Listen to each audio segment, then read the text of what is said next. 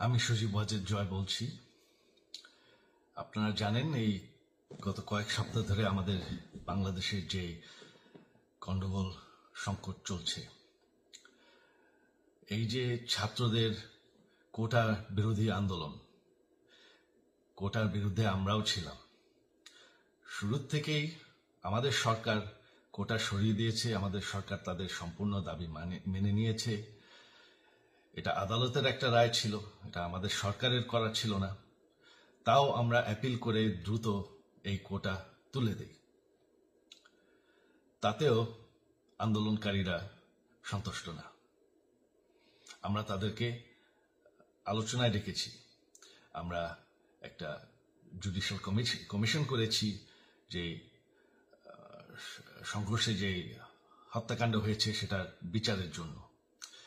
অনেক police officer যারা অতিরিক্ত ফোর্স ইউজ করেছে তাদেরকে আমরা সাসপেন্ড করেছি। তাতেও এই আন্দোলনকারীরা সন্তুষ্ট নয়। আমরা যতই ছাড়, প্রধানমন্ত্রী নিজেই তাদেরকে ডেকেছেন যে আসেন আমরা আলোচনায় বসি, তাতেও তারা সন্তুষ্ট না। আমরা যতই ছাড় দিতে থাকি, যতই তাদের দাবি মেনে নিতে থাকি, তারা কিছুতেই সন্তুষ্ট না, তারা খালি দাবি বাড়িয়ে যাচ্ছে। এখন দাবি হচ্ছে যে সরকারের পতন। তবে সরকারের পতন হওয়ার পর কি হবে, কি হবে এটা কেউ ভেবেছে? আমরা বাংলাদেশে গণতন্ত্র রক্ষা করে রাখতে চাই। সরকার পতন করে নতুন সরকার আসার সাংবিধানিক অনুযায়ী শুধুমাত্র একটি উপায় আছে, সেটা হচ্ছে নির্বাচন। আমাদের সুপ্রিম কোর্ট রায় দিয়েছে যে কোনো অনির্বাচিত সরকার 1 মিনিটের জন্য ক্ষমতা নিতে পারবে না।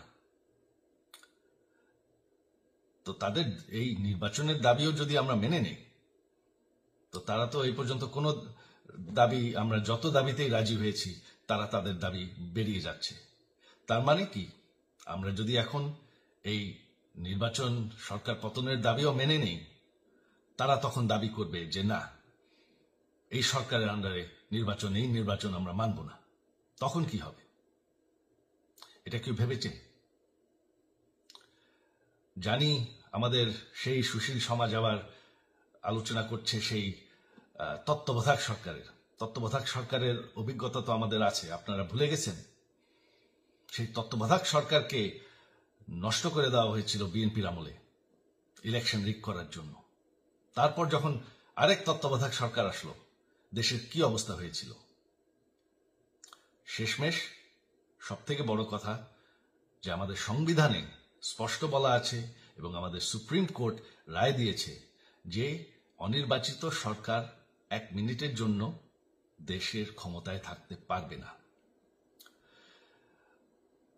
আমরা আওয়ামী লীগ, আমরা আন্দোলন করেছি, আন্দোলন করে এই দেশকে স্বাধীন করেছি, আন্দোলন করে গণতন্ত্র ফিরে এনেছি, আন্দোলন করে আমরা দেশের উন্নয়ন করেছি। আপনারা যে বঙ্গবন্ধুর মেয়ে শেখ হাসিনার বিরুদ্ধে বলছেন, আজকে শেখ হাসিনা না থাকলে বাংলাদেশ এতদূর আসতে পারত? অসম্ভব। কেউ কল্পনা করতে পারে নাই যে বাংলাদেশ এরকম উন্নতি করবে, এরকম উন্নয়ন হবে। ঠিক আছে, শেখ হাসিনার পর আপনাদের কি হবে সেটা আমারও চিন্তার বিষয় না, আমার পরিবারের আর চিন্তার বিষয় না, আপনারা বুঝবেন। তবে এইভাবে সংঘর্ষ করে, হত্যাকাণ্ড করে ক্ষমতা দখল করা যাবে না। এটা আর আন্দোলন না। যখন পুলিশ হত্যা করা হচ্ছে, নিরীহ মানুষের উপর হত্যাকাণ্ড চলছে, মানুষের বাসায় আগুন দেওয়া হচ্ছে, জার্নালিস্টদেরকে হত্যা করা হচ্ছে, এটা হয়ে গেছে সন্ত্রাস। আর সন্ত্রাস মোকাবেলা শুধুমাত্র একটি ভাবে করা যায়। আমার অনুরোধ, আমাদের ল এনফোর্সমেন্ট, আমরা অনেক ধৈর্য ধরেছি,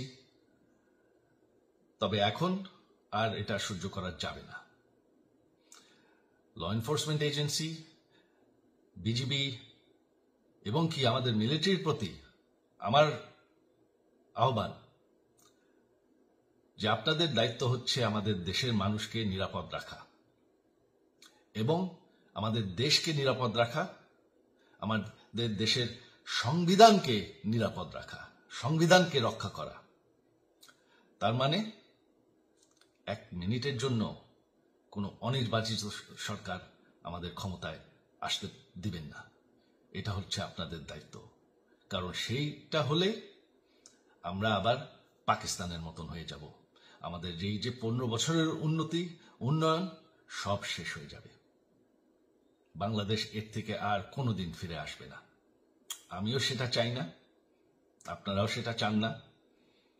আমি সজীব ওয়াজের জয় যতদিন আমার পক্ষে সম্ভব আমি সেটা হতে দেব না। জয় বাংলা, জয় বঙ্গবন্ধু।